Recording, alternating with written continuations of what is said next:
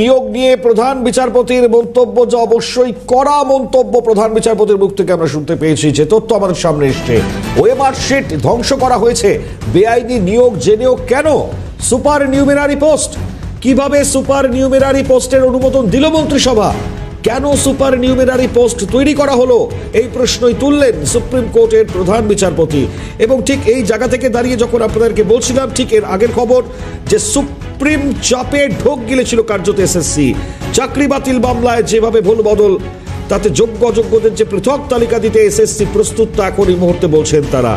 আর একদিকে দাঁড়িয়ে যখন আগামী সোমবার এই মামলার পরবর্তী শুনানি, তাতে অনেকগুলো প্রশ্ন দাঁড়িয়েছে। তবে তার মধ্যে আরো গুরুত্বপূর্ণ এই খবর, পাশাপাশি নিয়োগ নিয়ে যেভাবে প্রধান বিচারপতি তিনি তার করা মন্তব্য সামনে রেখেছেন। ওএমআর শিট ধ্বংস করা হয়েছে, বেআইনি নিয়োগ জেনেও কেন সুপার নিউমেরারি পোস্ট? কিভাবে সুপার নিউমেরারি পোস্টের অনুমোদন দিল মন্ত্রিসভা?